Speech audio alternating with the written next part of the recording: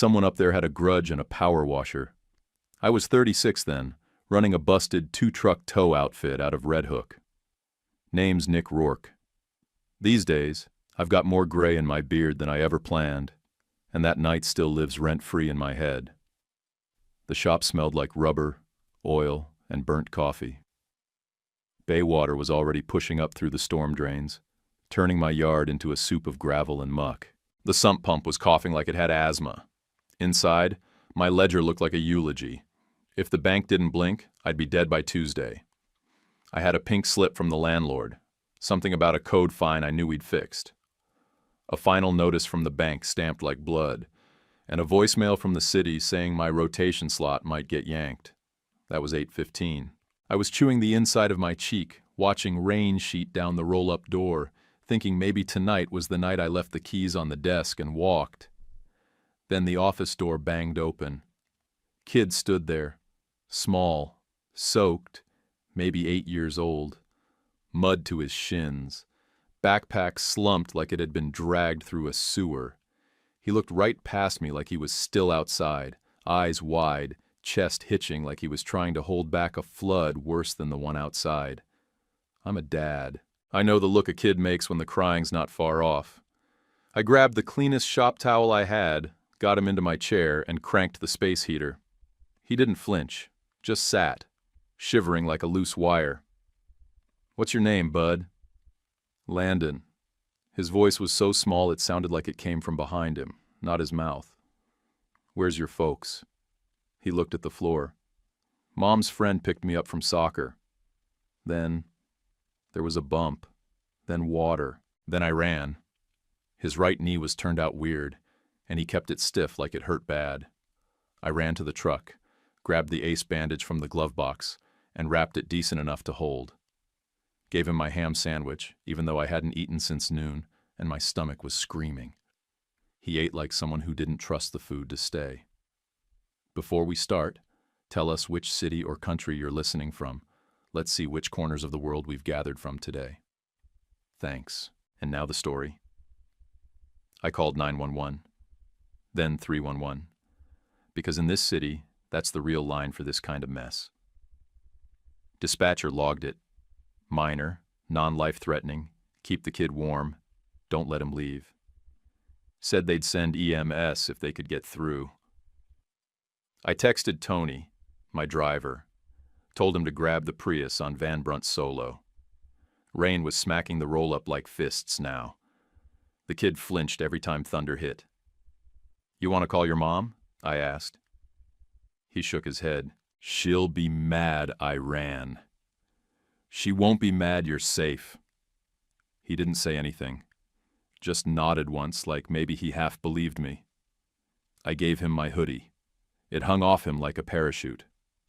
Pulled up an old cartoon on my phone, something dumb with animals yelling, and left it on the desk where he could see. We sat like that, heater ticking, cartoon babbling, rain going nuts outside. Every minute felt like 10.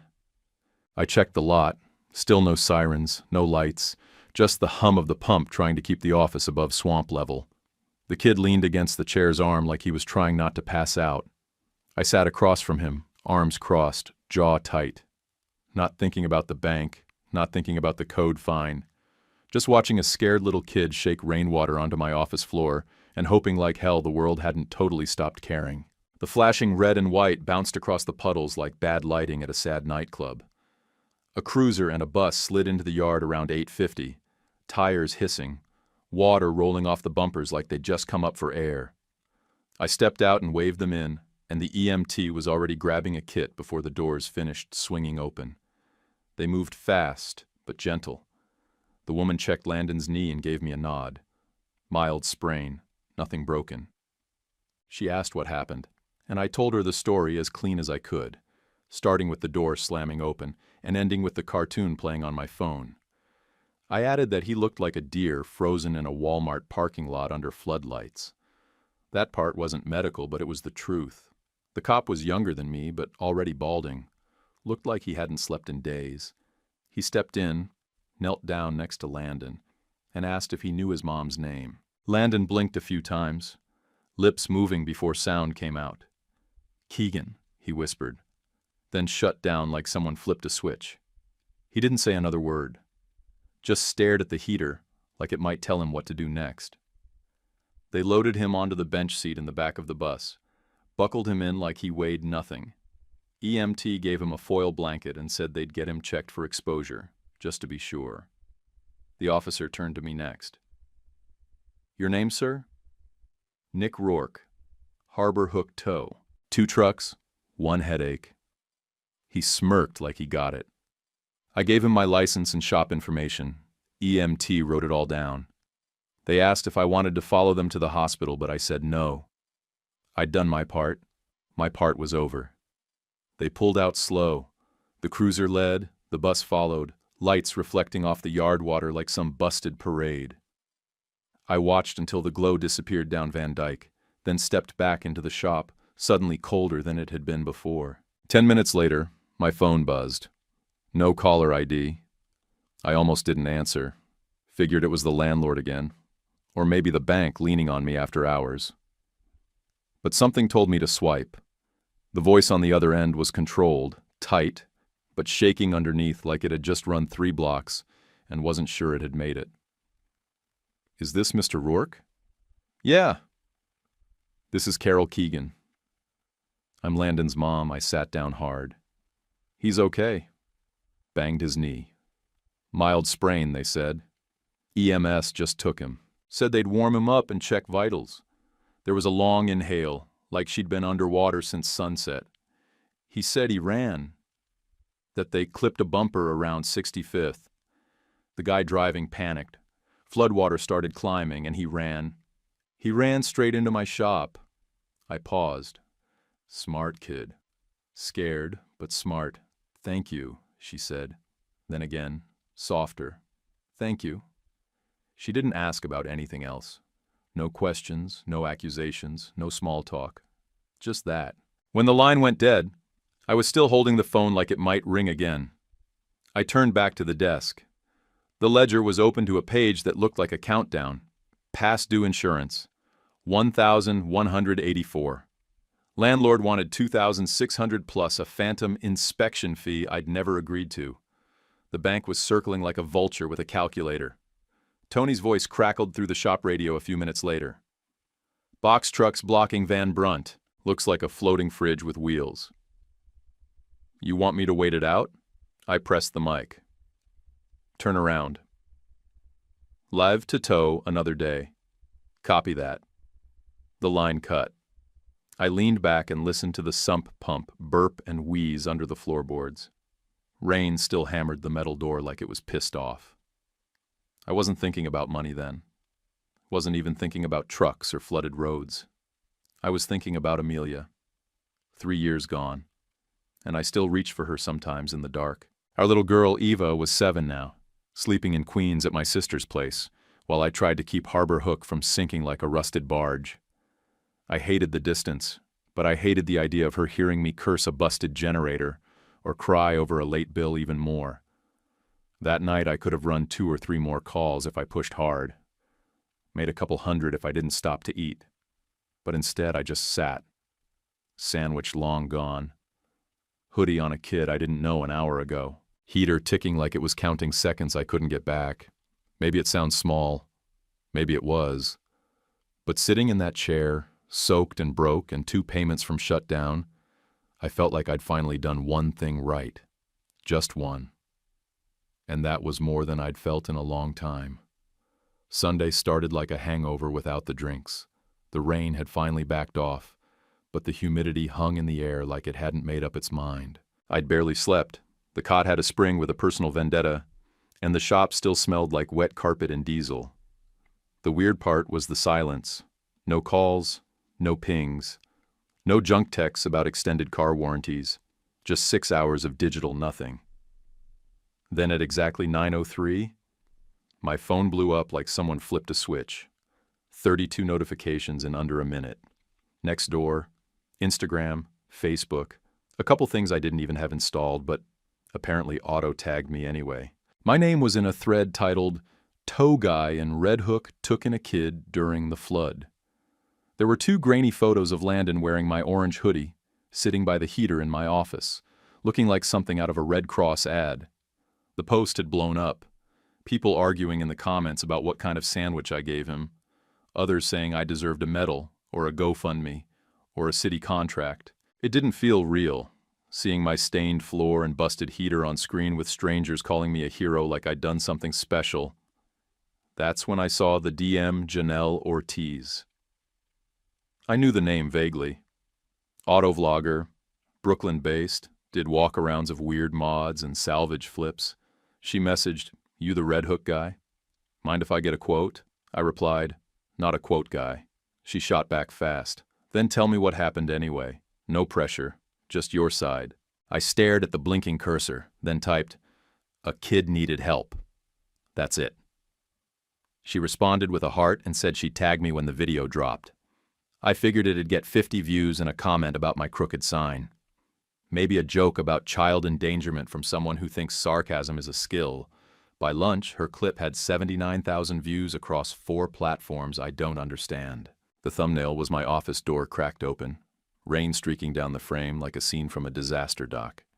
She'd spliced in a short narration and ended it with, "Sometimes the right guy is the one with grease under his nails."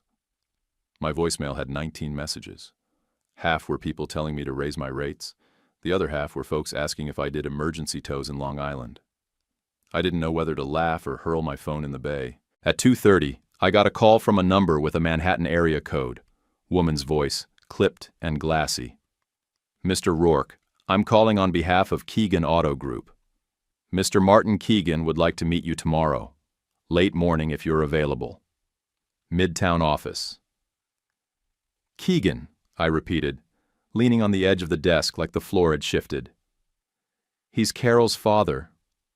Landon's grandfather. He saw the video. Appreciates what you did." I exhaled through my nose, stared at the pink slip still stuck to the corkboard behind my head. "Appreciation doesn't cover code fines." She gave a little chuckle like she was used to men saying dumb things, then didn't say anything else. Just left the time and address and hung up. The sun tried to show up that evening, but the clouds hadn't decided if they were done. I mopped the yard again because the drain lines had backtalked all night and burped sludge onto the gravel. As I pulled the mop bucket back into the shop, I spotted something wedged under the door. Another envelope, soggy, city seal on the corner. Inside, failure to abate. Reinspection fee, $375. Payment due upon receipt. I laughed.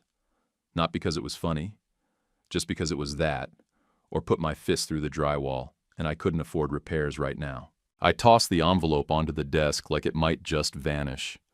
My stomach growled, but the only thing in the fridge was a can of flat root beer and a packet of string cheese 2 weeks past its prime. I sat back in the chair, clicked open FaceTime, and waited for my daughter's face to pop up. Eva answered with bedhead and sleepy eyes. "Hi, Daddy. I'm bringing pancakes next time." Real ones, not the frozen kind. "You always say that." "Yeah, but this time I might actually have syrup." We talked for 10 minutes. She told me she drew a turtle in school. Said it looked like Tony. I said I'd tell him that, and she laughed so hard I thought the camera might crack. When we hung up, it felt like someone had put my chest back together with duct tape, good enough to hold, but one wrong move, and it'd all fall apart again. Later that night, Janelle called, this time with actual voice, not just messages. "You ever done community stuff?" she asked. "Clinics, charity things, that kind of thing?" "I'm not corporate," I said. "I don't do confetti and speeches. You don't need balloons. You've got a story. That's more than half the people I meet. I just helped a kid who walked in my door." "Exactly. That's what makes it work." I didn't have an answer for that, so I let the silence stretch. She broke it. "Think about it. Doesn't have to be big. One Saturday. Tire checks, wiper replacements. You'd be surprised how many people never check their air pressure." I said I'd think about it. That was my version of maybe. After the call, I walked the yard one more time, checked the lock on the garage door, and stood for a long minute staring at the Harbor Hook sign. It was rusted at the corners and tilted slightly because the bolts had sunk into the wood wrong. But for once, I didn't feel like it was sinking with me. The storm had left more behind than water and fines. People were watching. By Monday, the rain backed off, but the sky still looked like an old bruise. Around 4 in the afternoon, the grid coughed and gave up. Half the block lost power in one long blink, like someone tripped over a cord too big to find again. The garage lights flickered twice, then died. All I could hear was the sump pump wheezing and the clock inside my head reminding me what the bank wanted by Wednesday. I sat in the office with a legal pad and 2 choices. Option 1, stay in and write a grovel letter to the bank, maybe beg for another grace period. Option 2, fire up the flatbed and take calls from folks who couldn't pay if their lives depended on it. I picked the option that would make my accountant cry. First run was a black Corolla stuck in 3 inches of floodwater near Halleck.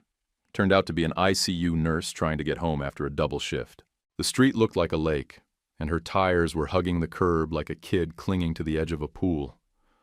I hooked her out easy, no charge. She cried, said she'd been on her feet since 6 a.m., then handed me a protein bar like it was treasure.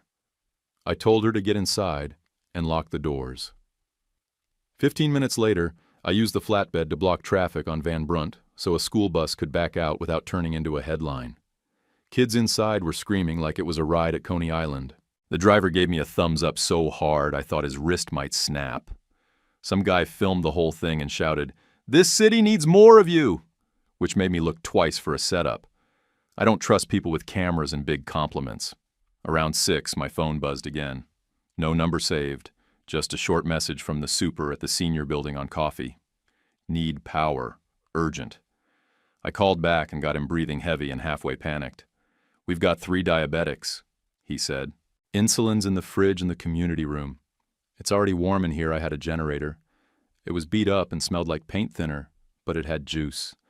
Pulled it from the back of the yard where it had been sleeping under a tarp for 3 years, fueled it with the last of the gas we'd been saving for the flatbeds, and hauled it over in the pickup. When I got there, the super had 6 extension cords ready to go like it was a relay race.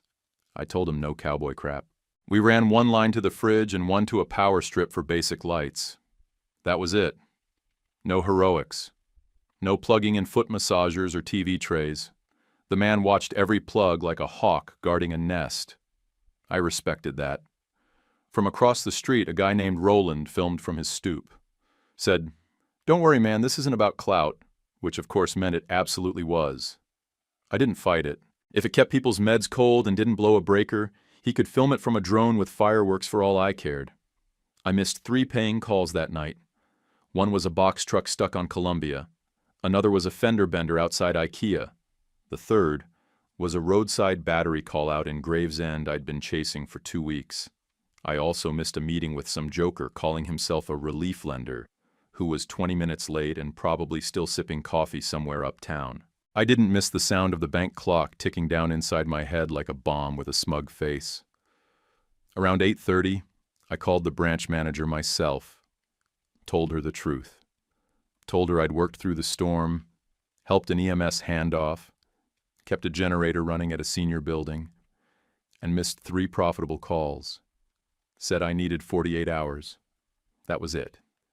She went quiet on the line, then said, "I'll mark it for emergency review.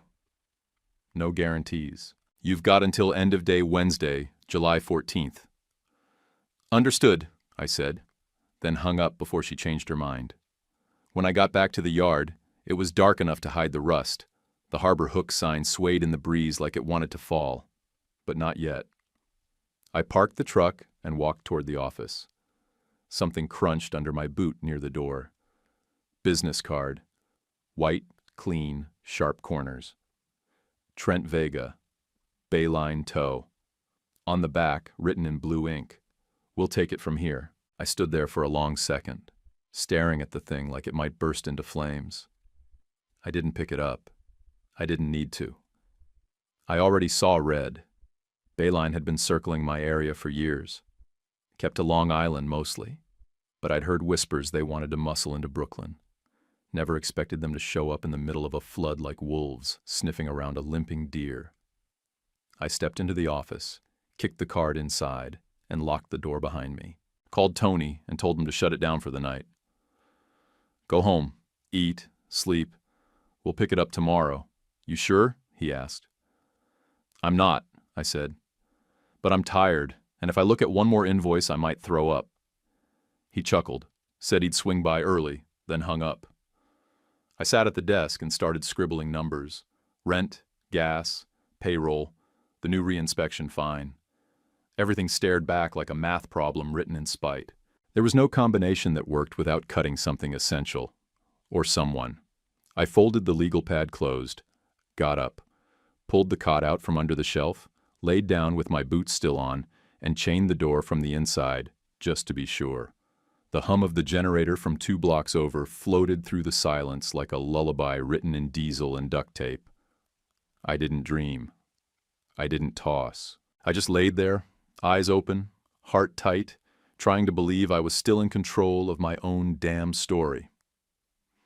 Tuesday morning, I put on my one decent shirt, the blue one with the collar that still held its shape, and rode the F train into Manhattan with dried rain on my boots and a stomach full of nothing but instant coffee. I hadn't shaved.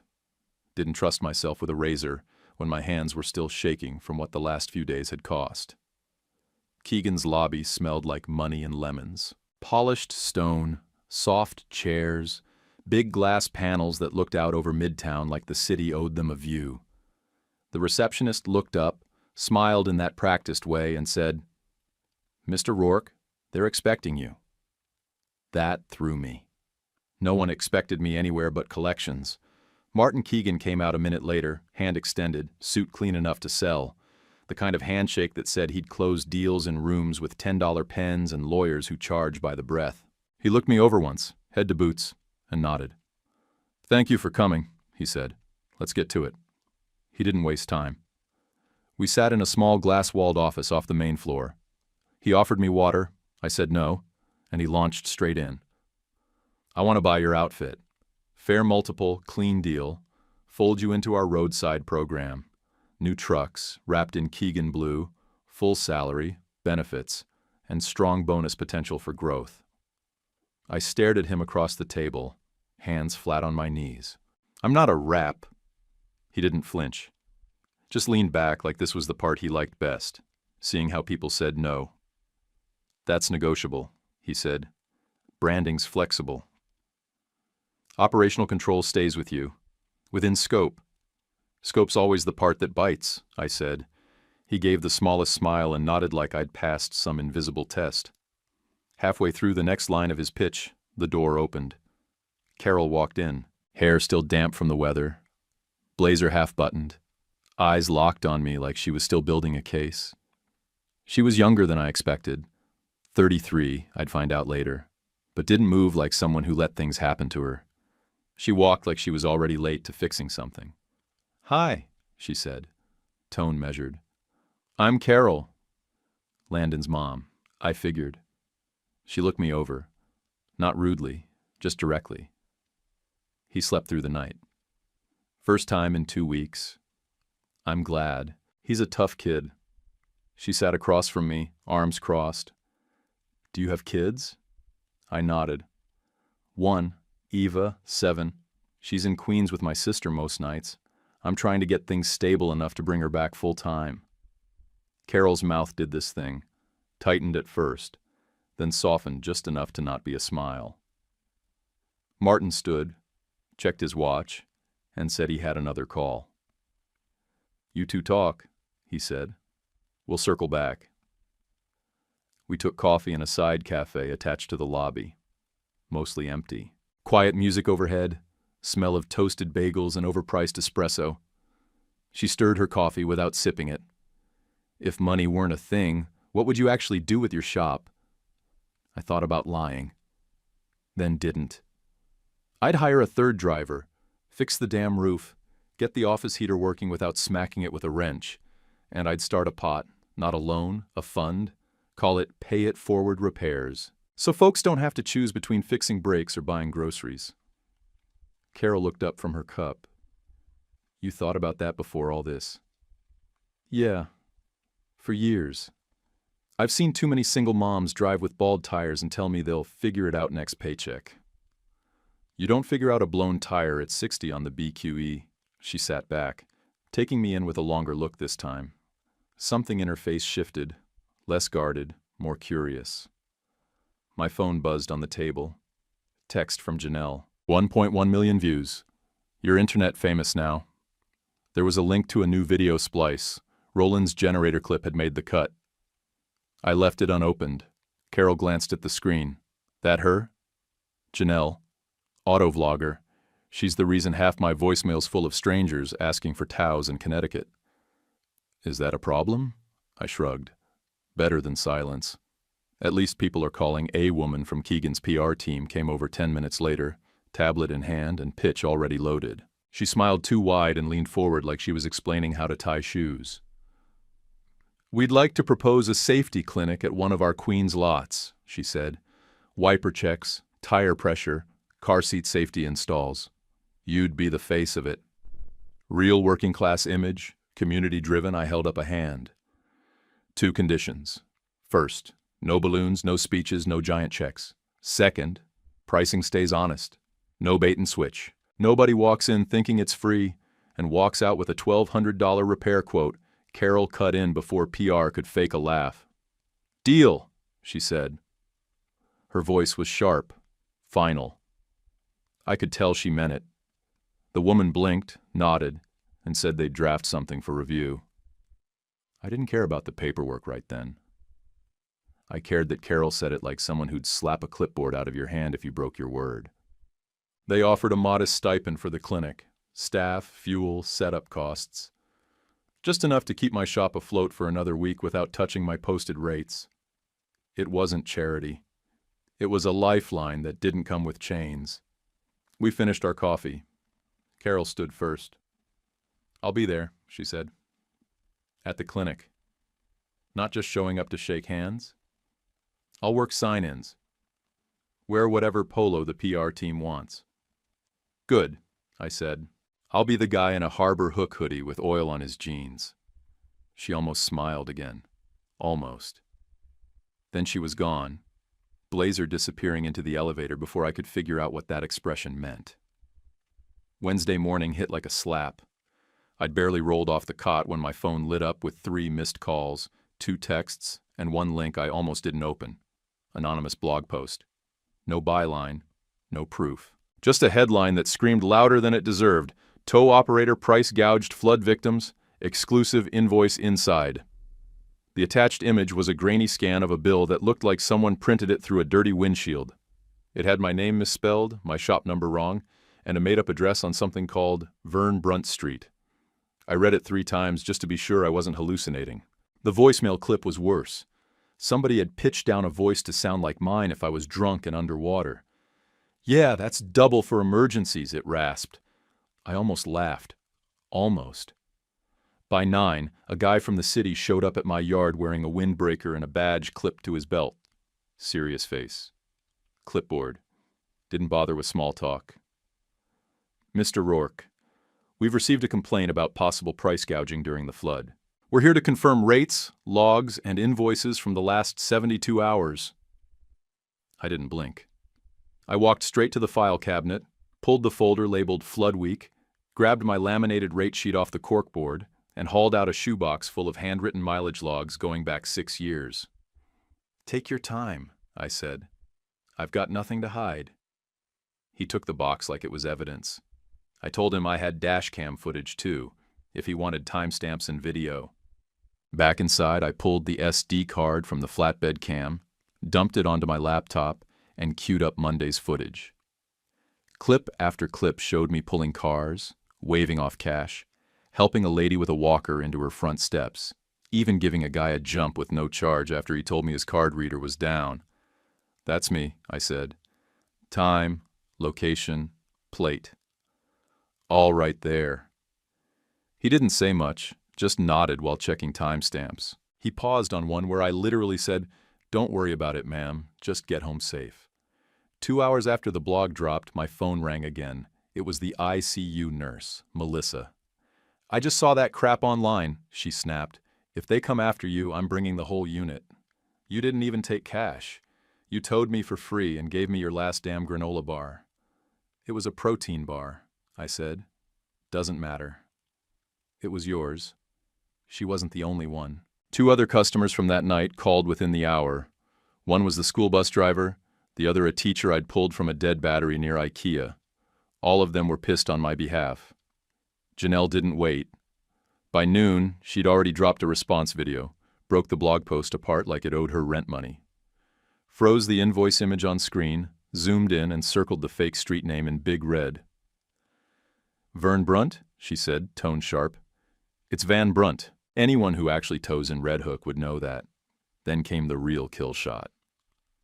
Another auto creator did a frame-by-frame breakdown of the invoice and spotted a faint logo in the bottom right, Bayline Tow, their watermark. Probably forgot to strip it out before pasting my info on top. Bayline denied everything.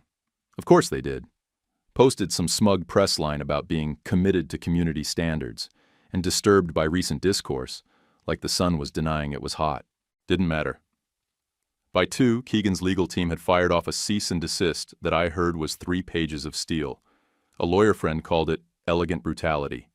I didn't see it, but someone said the closing line read, "We are not impressed by amateurs in disguise." The city investigator came back at 4. He handed me my rate sheet and the box of logs. "We're closing the inquiry," he said. "You're good." He hesitated like he wanted to say sorry, but wasn't allowed. Instead, he stuck out a hand. I shook it. That was enough. I didn't get to breathe long. The Queen's Clinic was already set. Janelle had promoted it, Keegan PR had confirmed the time, and Carol had told me, run it no matter what. So I did. By 5:15, I was setting cones in the Keegan lot off Northern Boulevard. No banners, no DJs, no speeches. Just me, a crate of tire gauges, a stack of car seat instructions, and a gallon of coffee that tasted like despair and kept me vertical. Carol worked the sign-in table like she'd been doing it her whole life.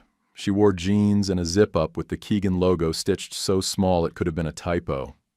She didn't talk much, just nodded, smiled politely, and kept the line moving. Landon stood beside her, handing out reflective slap bands from a cardboard box like it was Halloween. He spotted me and waved. "Mr. Nick!" "Hey, kid," I said. "You're hired." He grinned and handed a band to a woman with 2 kids and a leaky minivan. I installed 3 car seats with a tech from Safe Kids. My hands were scraped and blackened before the second one, but I didn't stop. Checked 20-something tires.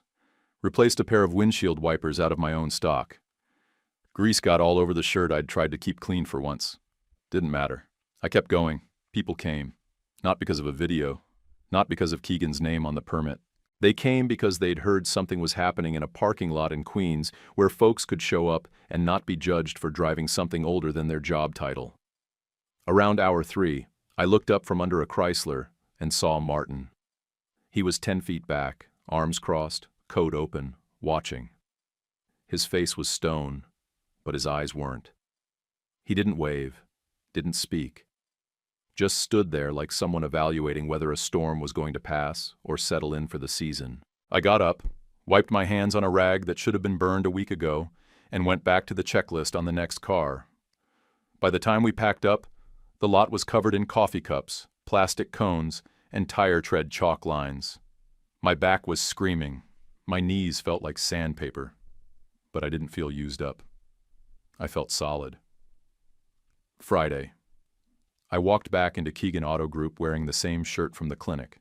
Grease faded out with a little help from Carol's stain stick and a half hour of elbow grease.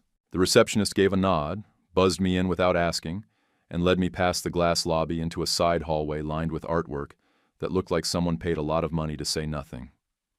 Martin was waiting in a smaller conference room with a terrible framed print of a boat that had no water under it. 2 thick stacks of paper sat on the table, one marked terms, the other proposal draft. Legal pads, pens that probably cost more than my truck's radiator, and a pitcher of lemon water that no one touched. "We can revisit the wrap," he said first before I even sat. "Keep Harbor Hook as is. Add preferred partner of Keegan Auto Group underneath it. No color change unless you choose it? I didn't respond right away. Just opened the folder in front of me and started flipping through. Pages full of lawyer words that all sounded like they could either protect me or bury me, depending on who was reading them. I've got terms, I said, setting the folder down. Straight up. No games. Martin nodded once. Let's hear them. No forced price hikes. Not ever. No bait rates. What we post is what we charge, full stop. And I want that posted, big, on every truck and every site we show up at. He raised an eyebrow but didn't argue. I kept going. Union level pay for every driver I hire, not a penny less. That includes benefits, overtime, and protections. No loopholes. You planning on unionizing? Planning on feeding the people who keep the wheels turning. Call it what you want. He jotted something on a pad, kept listening. And the Pay It Forward Repairs Fund? That's non-negotiable. Third-party nonprofit, community oversight board, full transparency. Not 1 cent gets used for marketing. Not $1 turns into a photo op. Martin looked at me like I'd brought a crowbar to a chess match, then gave me this sideways grin. Just the corner of his mouth, like I'd made his day more interesting. You're stubborn, Mr. Rourke. I bury cars at 3 a.m, I said. It comes with the job. We kept going. 17 lots across New York State. Preferred tow partner with emergency calls billed at my posted rates. Not what their finance department thinks they can shave off. Quarterly audits. Not for my books, but for theirs too. If they tried to get slick with the charity or shortchange the work, I had the right to walk, no penalties. Carol's name was in the background of the clause. I saw it, didn't ask. She was part of this whether she said it or not. Halfway through, the door opened. Carol walked in holding a brown paper deli bag and 2 bottles of iced tea. She dropped one in front of me without asking what I drank, pulled out a sandwich and set it down like a judge handing down a sentence. Eat, she said. I opened the wrapper. Turkey on rye. Not my favorite, but I didn't argue. She sat down on the arm of one of the chairs and scrolled through her phone while I chewed like I hadn't seen real food in a week. You always bring sandwiches to contracts? I asked with my mouth half full. Only when someone forgets to. She didn't look up, but I caught the smirk that tried to hide behind her focus. We finished hammering the details over 2 lukewarm teas and a pile of crossed-out clauses. By the time the pen hit the page, it was late afternoon, and I'd already burned through every what-if in my head. The pen was heavier than I expected. Real ink. Sleek metal. Probably worth more than the cot I'd slept on the last 12 nights. I signed. Then I stuck out my hand. Martin didn't hesitate. He stood, gripped it firm, and said, "Welcome to the network. We'll see if you still say that after tax season." He actually laughed. Carol didn't say anything until he left the room. She stayed seated, thumbs still tapping something out on her phone, and then looked up. "You sure about this?" she asked. "No," I said, "but I'm sure about the parts I put in writing." She nodded, then stood. "We've got the next clinic lined up for Staten Island. 2 Saturdays from now. Send the details. I'll bring the torque wrenches and the attitude, you've got enough of both." I left the building lighter than I walked in, even with that contract folder under my arm. The subway ride back to Red Hook felt shorter. The air didn't smell better, but it didn't choke me like it had the week before. When I stepped into the shop, Tony was under the flatbed adjusting the axle tie. He rolled out, grease on his forehead, and looked up like he was expecting bad news. "We're hiring," I said. He blinked twice. "Wait, like actually hiring? Like payroll hiring?" "Yeah. Start writing down who you trust behind a wheel." He stood up, smiled, then did something I wasn't expecting. He hugged me. It was fast, awkward, slightly sweaty, but it landed. I patted his back once like I didn't know what to do with my hands and said, all right, calm down. I'm not dead." He stepped back, eyes a little glassy. "It's about time, man." I didn't argue. I called Eva next. She answered in one ring. "Hey, Daddy." "Guess what?" I said. "Tomorrow's pancake day. Real pancakes. Syrup and all, you promise?" "I signed a paper today that pretty much guarantees it." She laughed. And I swear I could hear the smile before I saw it. That sound, the laugh of your kid when they actually believe you, hits different when you've been running on fumes and fear. That night I drove home, not to the shop, not to the cot, to my place, my bed. 12 days gone, and I finally got to sleep without thinking about late fees and pink slips. The sheets smelled like detergent and dust. The silence didn't feel like punishment anymore. It felt earned. The next 3 months moved like a shopjack, slow to lift, heavy when dropped. Days started before sunrise and ended when the last brake pad was bolted on or the last email from Keegan's Legal was answered. We added a third truck. Not new, but solid. Flatbed with a whisper of transmission whine and a rust patch shaped like Florida on the hood. I handed the keys to Luz, the only person who'd interviewed with steel-toe boots, a multi-tool clipped to her belt, and the confidence to say, I can back this into a shoebox with room to dance. She wasn't kidding. First week in, she parallel parked the rig between 2 sanitation trucks in Astoria and didn't blink. Janelle ran a fundraiser stream that pulled in $6,400 for the Pay It Forward Repairs Fund. First month, we covered brakes for a delivery dad whose shoes were worn thin from biking between gigs, and a starter install for a home health aide whose van died on her way to an overnight. Both tried to pay it back. I told them not to. Next time someone asks, just point them to the sign, I said. That's all I want. We rotated Saturday clinics through Astoria, Jamaica, and Staten Island.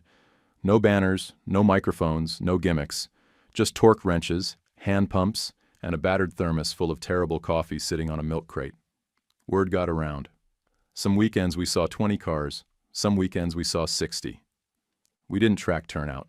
We tracked what got fixed. Carol showed up to every single one. She didn't wear a name tag. Didn't pull rank. Just showed up in jeans and a ponytail, clipboard in hand, sunburned neck, sleeves rolled. I caught her wiping sweat off her brow with a rag that used to be my old Harbor Hook tee. She didn't complain. She never once said, my dad runs this. I respected the hell out of that. After clinics, we'd grab coffee. Sometimes with Landon, sometimes just the two of us. The conversations were always light. Mets pitching rotations, traffic on the BQE, why gas jumps 20 cents overnight with no warning. She never once brought up Amelia, not until I did. We were sitting on the tailgate one evening behind the Jamaica lot, paper cups in hand, sun dipping behind the J train tracks. I mentioned how Eva didn't remember the smell of her mom's perfume anymore, just said, Mom smelled like pancakes. Carol didn't fill the silence with a sorry, didn't pat my arm or tilt her head like I was a broken thing. She just said, that's not a bad memory to hold on to. That was all, and it was enough. At one clinic in Staten Island, a woman showed up with a car seat still in the box, and a look that said she was too proud to ask, but too tired not to. I opened the latch instructions and cussed under my breath while Carol read the manual out loud beside me like we were defusing a bomb. Landon filmed the whole thing, added a soundtrack of royalty-free circus music, and uploaded it to his tablet like it was Oscar-worthy. We didn't say what any of this was, me and Carol. No labels, no hand-holding, just nods, laughs, shared silence. We kept it slow, because we'd both learned what happens when you rush into something before the smoke clears. Martin tried to pull her off 2 clinics, sent some executive assistant with a calendar invite and a client-facing priority. She declined. Twice. Showed up anyway. Stood under the sun with a clipboard and a water bottle and didn't say a word about it. That told me more than any conference room handshake ever could. Janelle kept things honest with little online bits. What fair toe looks like, your rights at the roadside, why air in your tires costs less than a blowout. She called me Red Hook Nick in one of them, which I hated until I realized people remembered it. Not everybody loved the exposure. I got a couple grumbles from old-timers who said I was turning toe work into a social cause. I let them grumble. I'd rather fix someone's brakes before they wrap around a telephone pole than impress a guy who retired before cell phones. The Pay It Forward Fund helped 23 families that season. I printed every receipt, taped them to a corkboard in the office, each one pinned next to a photo or scribbled thank you note. Delivery drivers, nurses, grocery clerks, veterans, moms with duct-tape strollers in the back seat. I didn't care what car they drove or what story they told. If it was honest, we helped. Some days I'd walk in after a long tow and just stand in front of the board, coffee in hand, boots wet, staring at the math. Not the dollars, the difference. The knock came just after lunch on a Thursday. City clipboard man, mid-50s, windbreaker, face like he'd stared down 20 years of leaky ceilings and passive-aggressive property owners. He didn't introduce himself. Just flipped open the clipboard and said, "Code compliance." That Red Hook notice from March? I'm here to close it out. I walked him through the yard. Still muddy in the corners, but cleaner than it had ever been when I was running solo. He stopped by the oil trap and squinted like he was trying to catch it lying. "This new?" he asked. "April," I said, handing him the invoice from the install. Licensed crew, full certification, signed twice. He didn't smile, just marked a box, then measured the distance between my parking cones and the chain link like I'd hidden a crime in the gravel. He double-checked the slope by the runoff drain, then paused, looked around like something was missing. "Where's the dumpster?" "In the corner. Locked," I said. "Got fined for it being open last year." That got a tiny grunt of approval. He clicked his pen twice, stamped something on the final page and said, "You're good." That was it. No handshake, no smile, just the city's version of absolution. But it landed. A week later, I was locking the office around midnight when headlights lit up the gate. Squeal of brakes, loud enough to wake the pigeons. I stepped outside and saw the Bayline logo flash in the dark, right before the back door opened and two shredded tires hit the gravel like dead fish. They peeled off. No tag, no note. Just stink and ego. Tony called the cops. NYPD rolled up in 9 minutes flat. Probably because a cruiser was already parked 2 blocks over watching for parking violators. The officer took one look at the footage from my camera and whistled low. "They dumped tires on everyone?" he asked. "Just the ones they're scared of." He wrote the ticket while grinning like it made his week.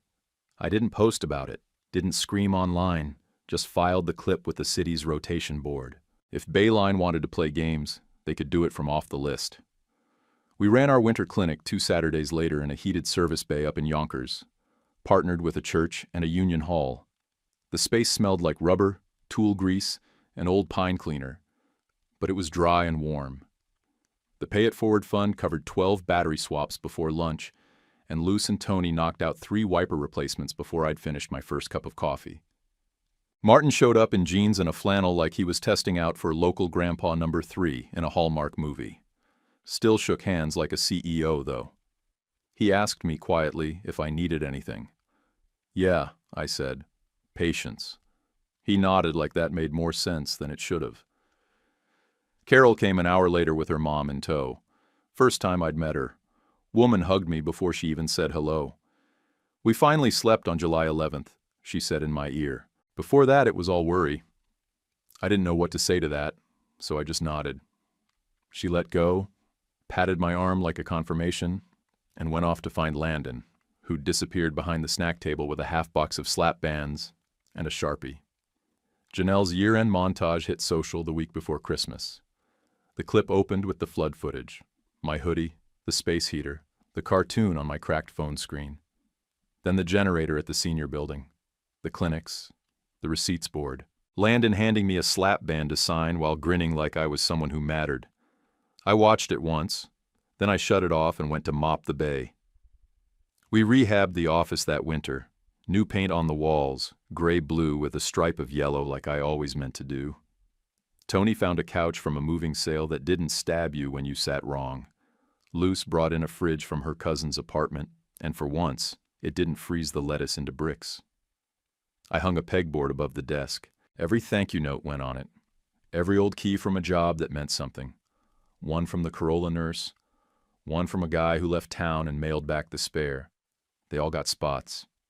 Right in the middle, I pinned a photo of Amelia and Ava from a beach trip back in 2014.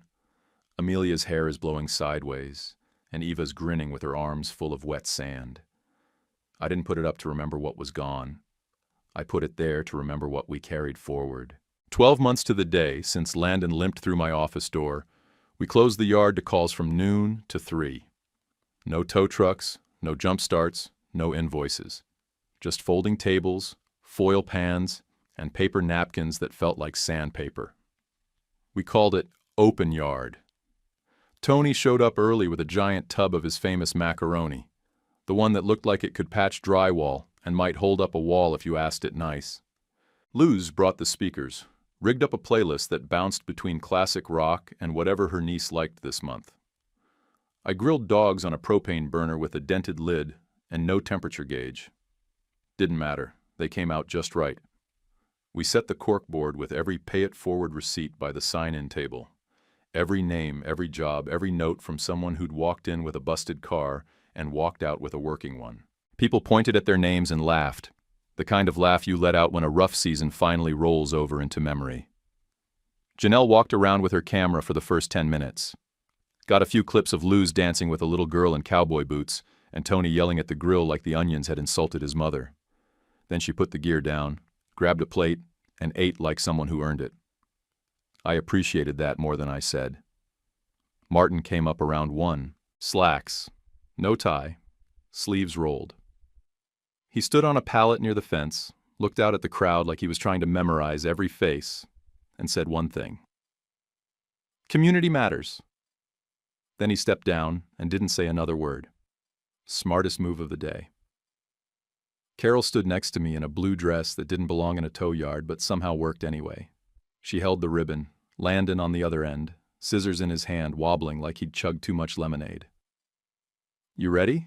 I asked. He nodded so hard his hair flopped into his eyes. We counted down from 5 together. Someone in the back yelled, 3.5, and a few people laughed. But when we hit 0, Landon cut that ribbon clean. People clapped. Someone cheered. I don't remember who. Eva stood behind the drink table with a red cooler and a big plastic jug of lemonade she'd helped stir. She handed out cups like a pro, told people to take a cookie even if they said they didn't want one.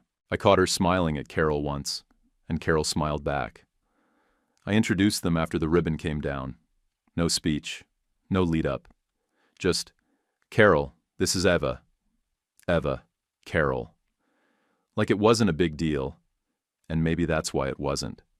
The yard smelled like burgers, hot rubber, sweat, and hope. Not the kind you light candles for, the kind you build with your hands.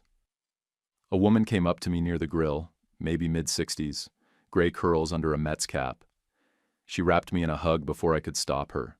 I was the nurse in the Corolla, she whispered. Thank you. I still remember how calm your voice was that night. You didn't even ask for anything. You just got it done. I didn't say much, just nodded and hugged her back. Sometimes words aren't the point. Later, when the cones were stacked, the foil trays scraped empty, and the ribbon sat curled in a trash bag like a piece of shed skin, I walked the yard alone. The office lights were off, the sign still read Harbor Hook Tow, and the gate chain clicked once in the breeze like it was tired too.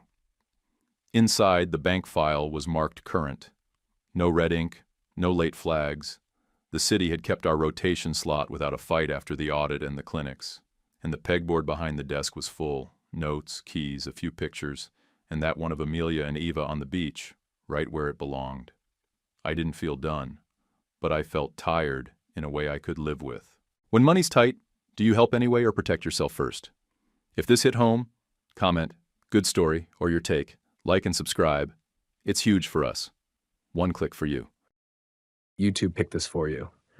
Tap it. Let's see if they guessed right.